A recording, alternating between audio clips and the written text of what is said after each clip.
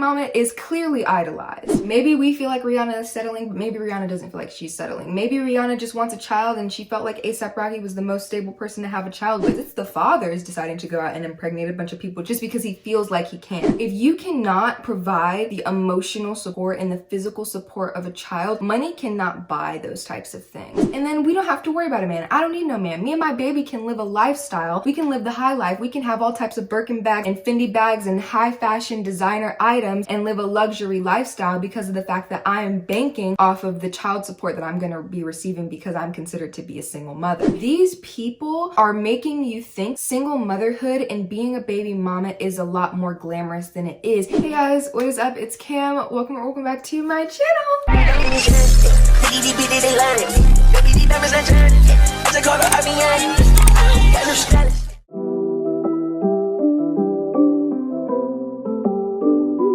Alright, so in today's video, we are going to be talking about baby mama culture. So if you have not already, make sure you go ahead and give this video a big thumbs up. Also, subscribe to my channel and turn on that notification bell so you never miss another one of my uploads. Also, be sure to subscribe to my second channel. That is my natural hair, girl talk, lifestyle, vlogs type of channel. And you can follow me on all of my social media, my Instagram, my spam account, and my TikTok. And comment down below your opinion on baby mamas and baby mama culture. And without further ado, let's get into it. Okay. In recent light of the news that just broke a few days ago. First of all, Rihanna is expecting. She finally announced that she was expecting and confirmed her pregnancy by A$AP Rocky. And then on top of that, we have Nick Cannon, who has just announced that he has his 8th child, I believe. Yeah, he has his 8th child on the way. His 6th baby mother is having his 8th child. And the fact that just a few months ago, Kylie Jenner also announced that she was pregnant. It just seems like everybody is getting pregnant and having children. And I'm seeing a lot of pregnancies. I'm seeing a lot of baby showers and not enough rings and not enough weddings. So I kind of want to get into the conversation and talk about baby mama culture and how it is currently, or at least I feel like it is currently on the rise in our generation. And I think a lot of the times now what I'm seeing is a lot more women are settling to become baby mamas instead of going through with the process of marriage before they decide to have children. So I know there has already been a lot of conversation around baby mamas. I know that there are so many baby mothers out there. There are so many single mothers, especially single Black mothers out there. And there's a lot of drama surrounding the topic just simply based off of the fact that it is very sensitive, I feel like, but also it is very culturally relevant. And also on top of that, it can be seen as something that is taboo, even though it has become extremely normalized and that it has become extremely glamorized. So I want to get into the culture of baby mothers and baby mamas and becoming a baby mama and just the entire conversation around that, because I do think it's really interesting, and I do think there's a lot of moving parts, and I do think it's very complicated. So I want to kind of break it down and talk to you guys about it, and then at the end of the video get some of your guys' opinions. The first thing that I want to kind of go ahead and talk about whenever it comes to baby mother culture or baby mama culture, a lot of the times one big reason that I see cited of why people decide to go through with being a single mother or decide to go through with being reduced down to a baby mama is the fact that getting married is a really big commitment. And my perspective on that is a little bit perplexed, like a little bit confused, because I'm trying to figure out how having a child, like a whole child, is not a bigger commitment than marriage. Like, I understand that marriage is like this whole legal thing and it's this whole moral thing. From my perspective, as somebody that is a believer, marriage is like a lifelong covenant. So I can understand how people would assume that that is a large commitment, but in my brain, how is that a larger commitment than literally having a child with someone? Literally taking half of your DNA, tying half of your DNA with someone else's half DNA, producing a child that is going to most likely outlive you and the person that you decided to procreate with. I feel like sometimes when people cite commitment, it's a way to cop out of being held responsible for creating more broken homes, or being responsible for creating another household where the father can't be present or doesn't want to be present or isn't present, or making excuses for creating a life where you know that they're not really going to be provided for in the way that they need to be provided for because of the fact that either one party is going to decide not to be present, or you're doing this for ulterior motives other than because you want to have a child and you want to have a loving relationship with your child and you want your partner to also have a loving relationship with their child as well. Gosh, I hope all of that made sense. But when I think about baby mamas in the context of commitment, it seems very apparent that a lot of women are willing to make the commitment of having a child before they're willing to make the commitment of getting married. And I feel like some of the times it's because you understand on a fundamental level that your partner, the person that you're deciding to have a child by or procreate with, is not capable of being a husband or is not really husband material. And so you decide not to go through with that because obviously who wants to deal with somebody that's incompetent? Who wants to deal with somebody that's colorist? Who wants to deal with somebody that's rude or that is inconsiderate? Like, of course, who wants to deal with that? But again, to that I say, having that person be your child's father, you still have to deal with the same incompetence. You still have to deal with the same emotional neglect. You still have to deal with the same qualities that they had before you decided to have a child with them. So now that we've gotten the commitment issues out of the way, I kind of want to quickly address the stigma behind baby mamas and baby mother culture and single motherhood, because I know it's very, like, the Black community is very riddled with it. And I think it's something that has kind of, it's not unavoidable, but it's something that has become very popular, mainstream, very normalized, very glamorized because of the way that the Black community is set up. A lot of the times the father is not in the home. A lot of the times children are raised in a home not seeing their father, or raised in a home where their mother is a single mother and they're being raised by their mother and their mother only. And it kind of just sets up this toxic cycle. I don't even want to call it toxic, but it sets up a very bad cycle and a very bad representation for what a family structure should look like, for what familyhood should look like. And it shows children that, oh yeah, it's okay for a woman to raise all of her children on her own, or oh, it's okay for a man to not be present. Like, even though you have a dad, it's okay for him to not be present. But that's also not to take away from the fact that a lot of the times, due to mass incarceration and the higher rates of incarceration on Black men, doesn't also have something to do with that conversation as well, with Black fathers being ripped out of the homes, going to jail for various different reasons, whether they are guilty of a crime or not, and that taking them away from these situations as well. But either way, at the end of the day, a lot of Black children are raised in homes where they think it's okay for Black mothers to be single, and they think it's normal for Black mothers to be single. So they carry these ideals and they carry these perspectives on into their adulthood, and so they just continue to perpetuate and recreate that cycle. So now that a little bit of a history lesson is out of the way, I do want to talk about the idolization of baby mamas, because I feel like this is probably one of the biggest reasons why baby mama culture, baby motherhood, being a single mother is so prominent and so glamorized and so normalized in our generation today, is because being a baby mama is clearly idolized. We see all of these big time people becoming baby mamas, and you think that they're living these glamorous lifestyles. You think that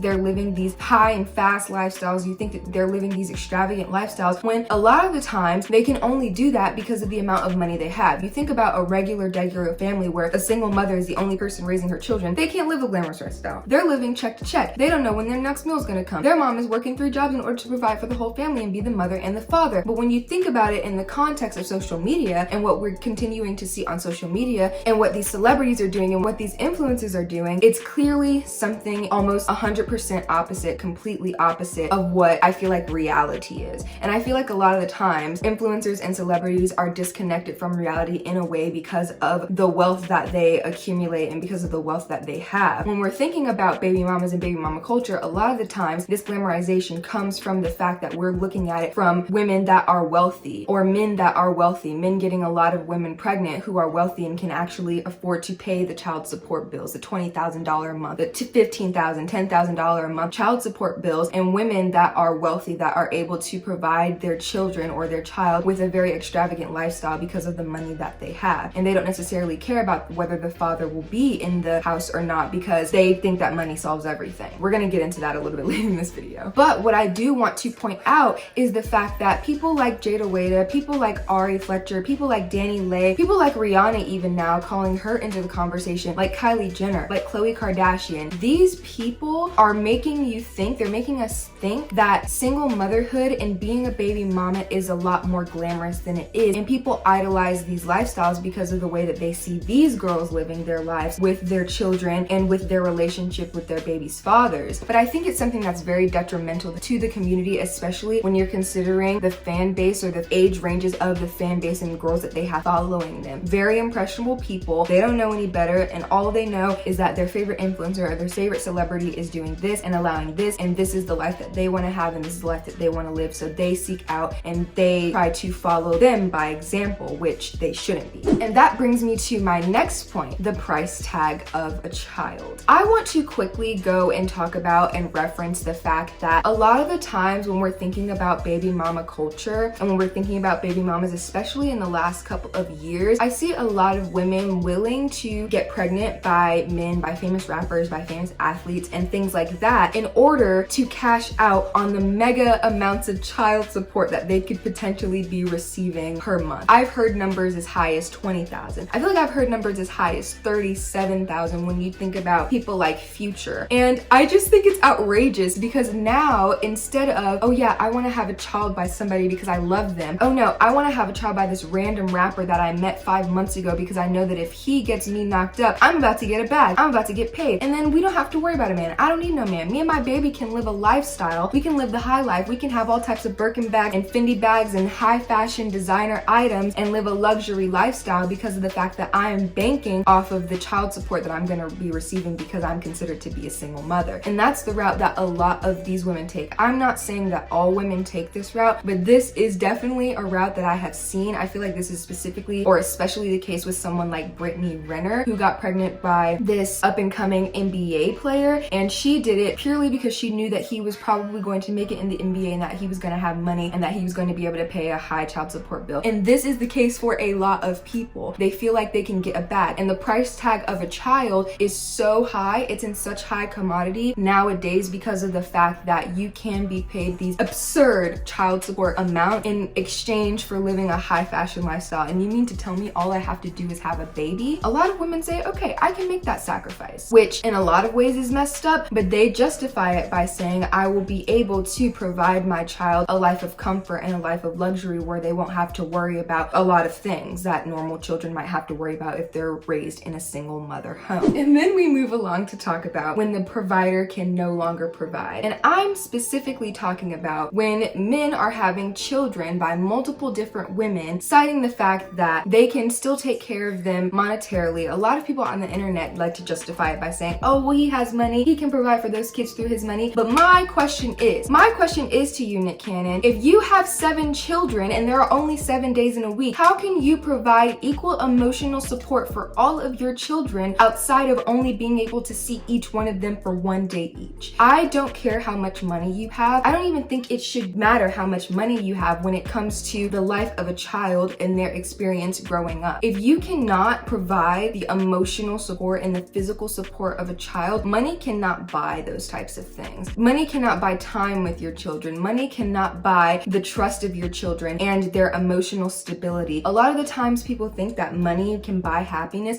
and money can make the child happy, and yes, maybe it will be able to make them happy for a specific amount of time, maybe when they're a child and you're able to buy them toys to shut them up, but eventually they're gonna grow up and wonder why their dad was never around, wonder why their dad had all of this money but didn't have the time to ever come see them and hang out with them and form a relationship with them. And I feel like a lot of that are points that these girls are missing, are points that these men are missing when they decide to go knock up a bunch of women just because they feel like they can. And this is a lot of the issue that I'm seeing when people justify it by saying, oh yeah, he can pay for it, he can afford it, the child support bill's got nothing on him, he's worth 2 million or he's worth 200 million, whatever the case may be. But what happens when the provider can no longer provide? What happens when you're looking at a provider for specifically and for only monetary reasons, for only financial reasons, but they cannot provide the emotional support and they cannot provide the mental support? They can't provide the actual other aspects of raising a child outside of just buying them stuff to shut them up. I think when it comes down to children, a lot of it is very complex, and a lot of it I don't feel like is stuff that people consider. They just have children just because they feel like they can have a child and come up off of a child, which is incredibly messed up. And then what happens when the parents start resenting one another, when the baby mama starts resenting the baby daddy, and vice versa. So when I think about baby mama culture, one specific instance comes to mind. DaniLeigh and DaBaby. If you guys don't know about that situation, I feel like I made a whole video on them like this time last year, and if you haven't seen it, I will make sure to link it in the cards and in the description box so you guys can watch it. But that was a whole thing, and it turns out that situation resulted in DaniLeigh being pregnant with DaBaby's child. And now that they've had a child together, there was a whole fiasco quite a few weeks ago where DaBaby was basically kicking her out and so much stuff was happening. But I want to talk about how when you create children out of relationships that are not stable or relationships that don't have the lock like marriage has, you have potential for people to be resenting each other, especially if you're creating children simply for money or out of pride and ego in order to be a hot gotcha at his previous baby mothers, whatever the case may be. We'll get into that a little bit later in the video. But what I do want to specifically state here is the fact that bringing children into a world where there's potential for parental resentment because of the fact that the man may not want to be a part of the child's life anymore. That exists. What I just said about how a man can give you money, but that cannot replace the time spent with his child, that exists. So what happens when this man decides, oh yeah, okay, I'm just gonna throw you $20,000 a month, but I don't want no parts of the baby. You got that, chief. What happens when that happens? Because a lot of resentment starts to happen, and I think it only further pushes this idea or pushes this broken home thing. Like, it only further breaks the home, if you get what I mean. And not only does the mother resent the father, but the father starts resenting the mother because of the mother's resent for the father. And then when the mother resents the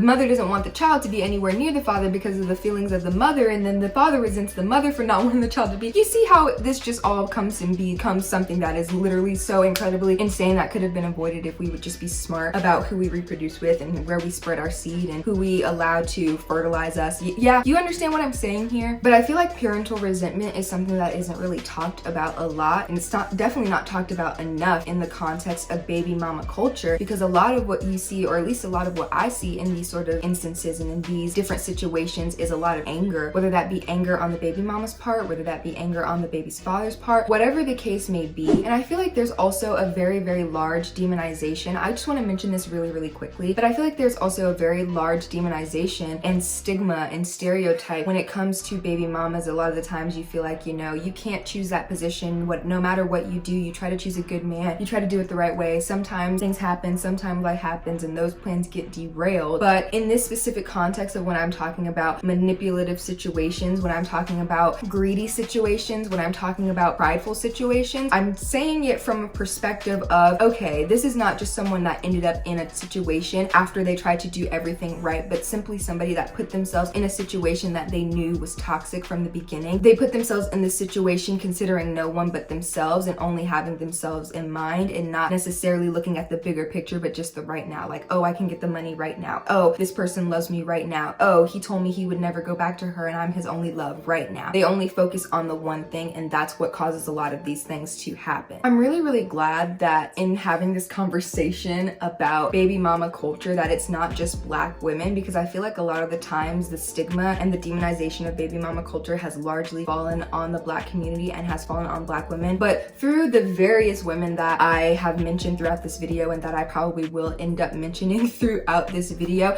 I think it's clear to see that this is not just something that riddles the Black community, but that it is something that riddles our generation and that riddles our country, just because of the culture that we have created around social media, around idolizing celebrities and influencers and just all types of stuff. And so I don't even necessarily think that this is something that is specific to Black women so much anymore, of that it has become this lifestyle that is looked up to and this lifestyle that is sought after because of the type of benefits that you might be able to possibly reap from putting yourself in this position or putting your child in this position. Something that I do want to talk about really, really quickly is baby mama wars. I don't have much to say about this other than the fact that it is something that is very real, and something that when I was looking more into the situations of baby mama culture and just kind of how we handle baby mamas in this generation and kind of the implications of what baby motherhood comes with, I see a lot of baby mama wars taking place. I see a lot of pick-me situations sometimes taking place, especially in the case of someone like DaniLeigh, especially in the case of someone like Khloe Kardashian, especially in the case of somebody like Summer Walker. I feel like that was a large pick-me situation. I feel like you don't have to put other women down in order to raise yourself up, in order to promote yourself, in order to make yourself known as being a good option or a good candidate. But in a lot of these situations, that is currently what is taking place. And then when you have children brought into the mix, it becomes a bickering and a fighting between the mothers. And so when we're talking about parental resentment, let's talk about the baby mama wars, because we have mothers going back and forth, fighting for the baby father's attention, fighting for the money, fighting for the rights of their child, or the right that their child has to the access of said father, because, you know, money is not everything. Money does not cure all the problems. Like, we need emotional support, we need all of these things, right? You have the baby's father telling each woman, I'm done with that other girl, you're the only one for me. And it really causes a wreckage for families. Like, not only are you creating broken homes when it comes to baby mama culture, not only are broken homes being created, but just broken families and broken relationships between all these mothers. Because at the end of the day, like, it's the father creating the broken homes. It's not the moms creating the broken homes. It's the fathers deciding to go out and impregnate a bunch of people just because he feels like he can. It's sometimes not the fault of the woman. She's just being manipulated and dragged along in a situation, and then boom, you end up pregnant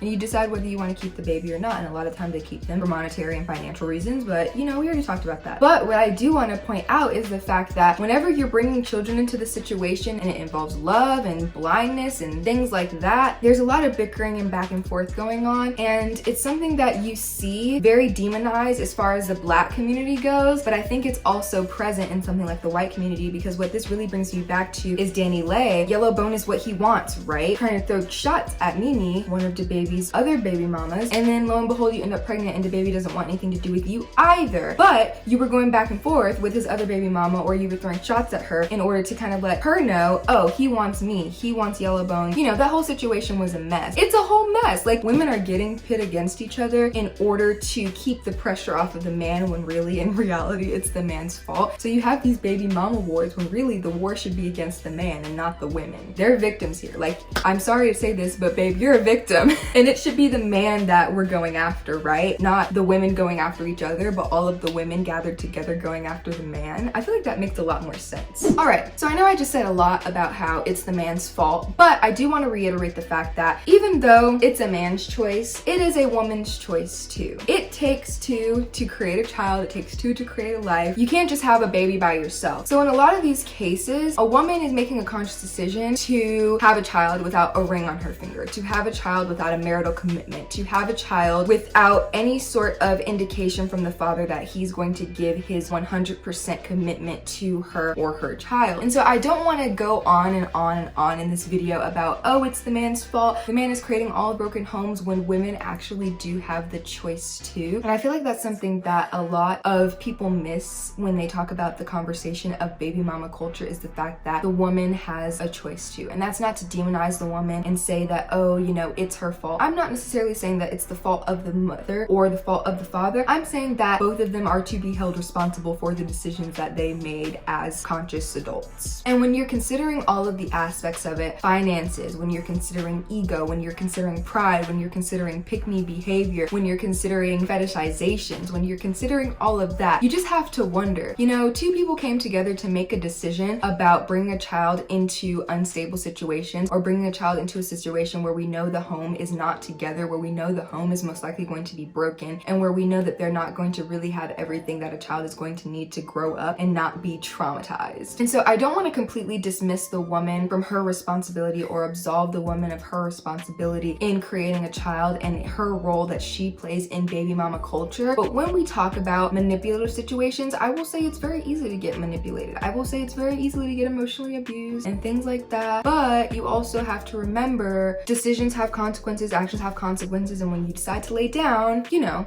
things happen.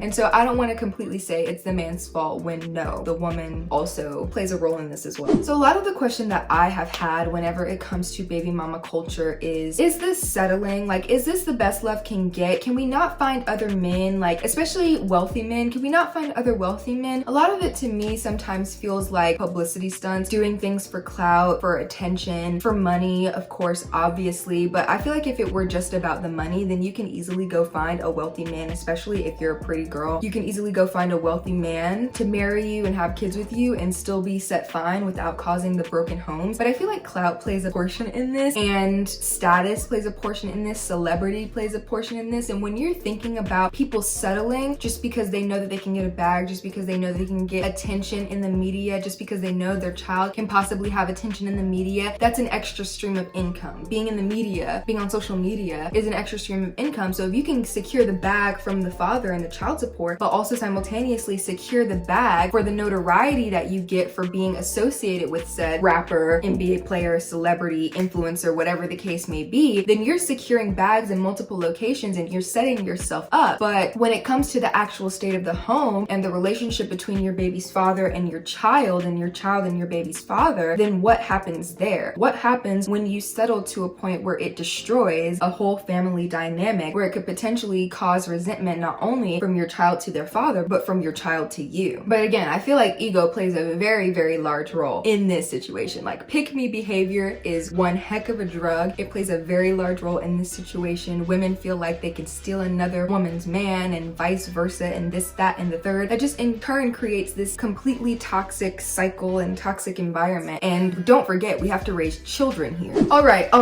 It is finally time to talk about the most anticipated anticipated thing from this entire video. Mixed baby fetish. Now, I know what you're thinking. I know, and I don't want to hear it, but I have a few points to make because I've peeped some stuff that just is not sitting right with me. Like 2 and 2 are not equaling 4, they're equaling the sun, the square root of the sun, as a matter of fact. And I'm sitting back looking and questioning a lot of things, because when it comes to situations like with Nick Cannon and him being someone who considers himself to be very pro-black and considers himself to, you know, just really be like rooting for black people, none of his baby's mothers are black, or at least none of them are fully black. He doesn't have any black children. And then when you think about somebody like Kylie Jenner, when you think about someone like Khloe Kardashian, when you think about somebody like Danny Lay, heck, I'm sensing a fetish here. I know that mixed race, being ambiguous, being in black proximity, being very close to blackness, and, you know, having that access to blackness and to black culture is a very hot commodity these days. And I know a lot of people like cash out on that. They like to profit off of it. Being black is a commodity. So if you can have any proximity to blackness through your children, through the person that you date, that automatically makes you a part of the culture in today's generation, or at least that's how they would love to spin the story, that they can be a part of black culture. I see a lot of them doing things that already are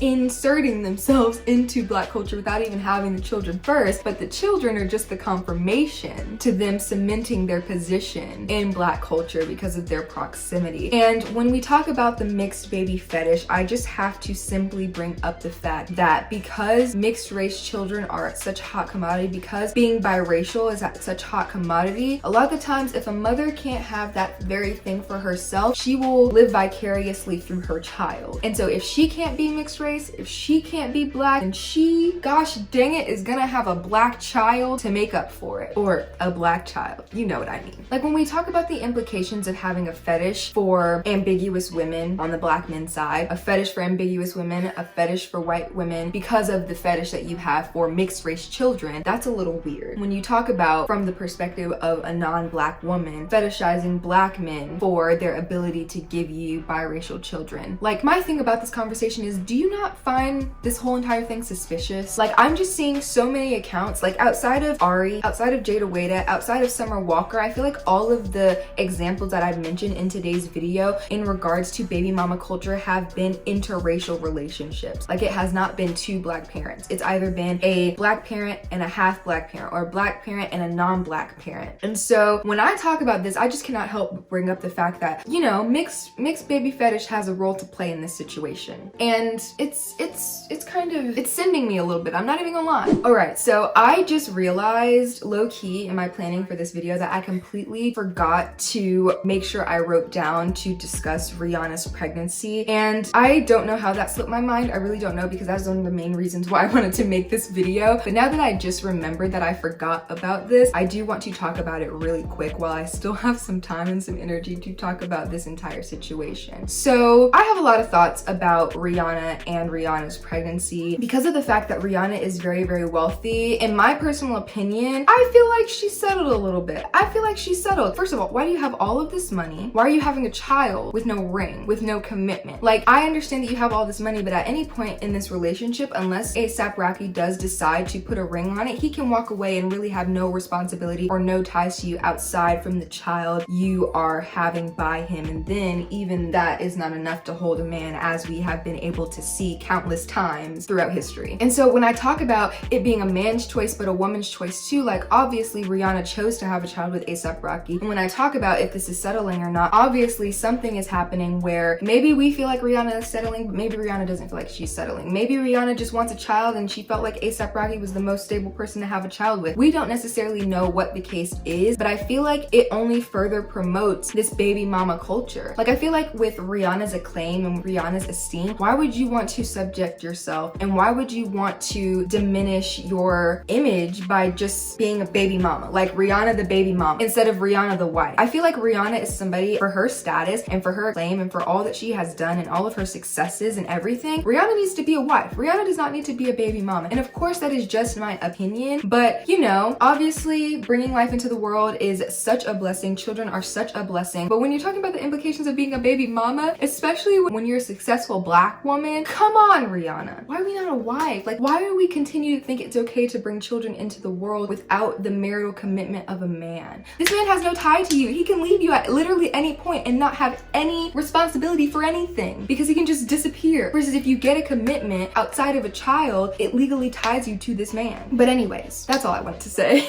I don't necessarily want to go on like a full rant about it, but obviously I want to get my opinion out, but I also don't want to be mean. I also don't want to be judgmental, but I also want to come at it from a factual standpoint, or at least as factual as I can be, while also being able to interject my own commentary, my own thoughts, and my own opinion. So in the case of Rihanna and her pregnancy, I'm very happy because there are a lot of women who are not able to get pregnant, and it's such a blessing. However, baby mama, that's a little tacky. When you talk about Rihanna, billionaire, Rihanna, award-winning artist, Rihanna, actress, like entrepreneur, baby mama, to me it just seems a little tacky. But you know, I can't decide what people like to do with their lives and what people want to do with their bodies. So if that's what she wants to do, if she wants to have a baby and be a baby mama, then that's what Rihanna's gonna do. And there's literally nothing I can do about it. There's nothing you can do about it. And there's no amount of talk about the choices that she has made that is going to remove the child out of the situation. At this point, it's already on the way. So what can we really do? All right, you guys, so that is it for this video. I feel like this video was kind of a whirlwind because I had a lot to talk about. But if you made it this far in the video, please be sure to comment this emoji so I know that you made it this far and that you were willing to sit here and hang out with me and, you know, listen to what I had to say and just watch me talk and go on rants about, you know, baby mama culture, because, you know, that's what I'm here for, just so we can chat. And if you liked it, make sure you give it a big thumbs up and make sure you subscribe to my channel. Click the notification bell if you want to see more videos from me and you want to be notified whenever I post. Right now I'm trying to post every week and I'm doing pretty well so far, so let's just hope that that streak continues. And if you want to follow me on my second channel as well, that's where I post all of my natural hair content, vlog content, girl talk, lifestyle type of content. It's pretty lit over there. And also, if you want to keep up with me outside of YouTube, you can follow me on all of my social media too. Let me know what you think about this video topic. Let me know what you think about baby mama culture. Let me know what you think about the case with Nick Cannon and him being on his 8th child. Let me know what you think about Rihanna's pregnancy. Let me know what you think about just baby mama culture in general and the role that it plays in our society. I would love to know what you guys have to say, and I would love to have kind of a discussion in the comment section. You guys know that's one of my favorite things to do. And yeah, thank you guys so much for coming and hanging out with me, for watching my videos. I really do appreciate it. And of course, as always, don't forget to be the light, and I will see you guys in my next one.